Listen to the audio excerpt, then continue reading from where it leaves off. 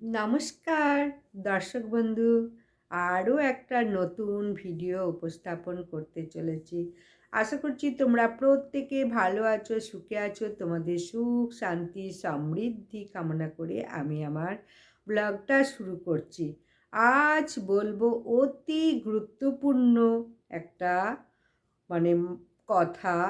পৌষ মাসে মা কালীর পুজোয় মূলো দিলে কি ফল লাভ হয়, বা কেনই বা এই মূলো দিয়ে মা কালীকে পুজো দেওয়া হয়, এর কারণটাই বা কি, এর ফলই বা কি, মূলো দিয়ে পুজো দিলে কি ফল লাভ হয়। পৌষ মাসে মা কালীর পুজোয় মূলো দিলে লোকবিশ্বাস অনুসারে মনস্কামনা পূর্ণ হয়, পাপক্ষয় হয়, শান্তি ও সমৃদ্ধি লাভ হয় বলে এটাই মনে করা হয়। তাই এটা শাস্ত্রীয় নয়, বরং বাংলার লৌকিক প্রথা এটা।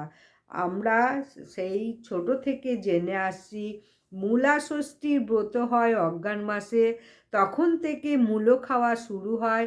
আবার পৌষ মাস শেষ হলে আর মূলো খাওয়া চলে না মা কালীকে দেওয়ার পর। মা কালীকে এই মূলো দিয়ে পুজো দিতে হয়। জোড়া মূলো, লাল মূলো, সাদা মূলো, যে কোনো মূলোই দিতে পারো। জোড়া মূলো শনিবার বা মঙ্গলবার, অবশ্যই যেখানে মা কালী মন্দির আছে সেখানেই অবশ্যই এই মূলোটা দেবে। দক্ষিণেশ্বর, কালীঘাটে, তো তারাপীঠে, এসব জায়গায় বিশাল লাইন পড়ে যায় এই মূলো দিয়ে পুজো দেওয়ার জন্যে। এই মূলো দিয়ে পুজো দিলে তোমার মনস্কামনা পূর্ণ হবে এবং পাপও ক্ষয় হয়, এটাই মনে করা হয়। আর শান্তি সমৃদ্ধি লাভও হয় এই মূলো দিয়ে পূজা করলে। আবার চৈত্র মাসে মূলো খাওয়া শুরু করে। আর এই সময় এটাও মনে করা হয় যে জোড়া মূলো দিলে বিশেষ পুণ্য লাভ হয় এবং ইচ্ছা পূরণ ঘটে এই জোড়া মূলো দিয়ে পুজো দিলে। সে লালই হোক আর সাদাই হোক, পাপ মোচন হয়, সুস্থতা। মূলো দিয়ে পাপ কর্ম সমর্পণ করে শান্তি সমৃদ্ধি পাওয়া যায়। পৌষে মূলো খাওয়া বন্ধ করে শরীর রক্ষা করা হয়। এই সময় মূলো সাধারণত বলা হয় যে বিস্বাদ হয়ে যায়, তাই মূলো খাওয়া উচিত না। মূলো খেলে শরীর নষ্ট হয়ে যেতে পারে, বা শরীরের কোনো রোগ ব্যাধি হতে পারে। তাই অবশ্যই মূলো পৌষ মাসের পর আর খাবে না। এবং ওই যে মূলো রান্না করেছো, হাঁড়ি কড়া যাই বলো, আগেকার দিনে গ্রাম বাংলায় কি হতো, মাটির হাঁড়িতে রান্না করা হতো। তাই সেই মাটির হাঁড়ি পুরো ফেলে দেওয়া হতো। ওই কালী কথায় বলে, পৌষের কালী যেখানে যেখানে আছে সব পুরো ধুয়ে মুছে উঠিয়ে দিতে হবে বা ফেলে দিতে হবে। পৌষের কালী রাখলে চলবে না, এ মূলোর সংস্পর্শ রাখলে চলবে না হাঁড়ি করাতে।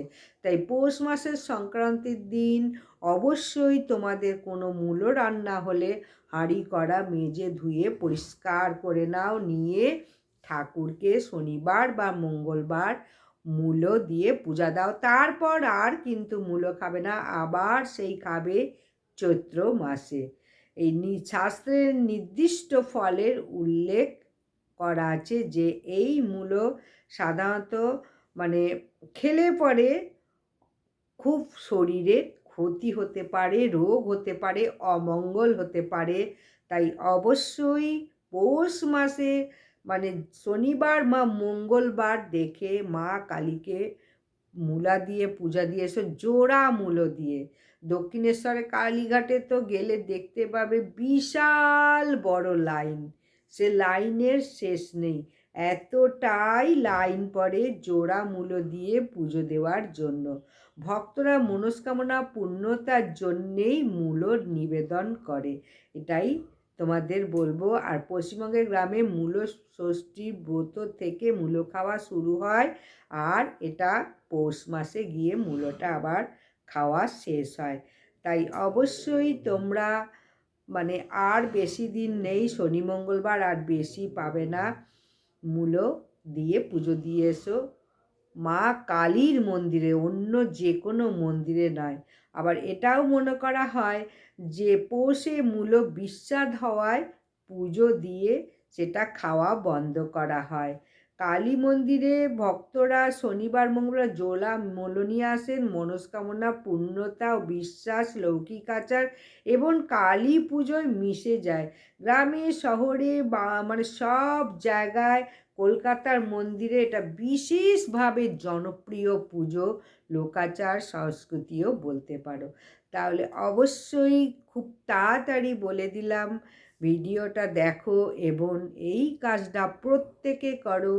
সংসারের আয় উন্নতি শ্রীবৃদ্ধির জন্য, পাপ ক্ষয় করার জন্য এই উপাচারটা করো বা এই পূজাটা করে এসো।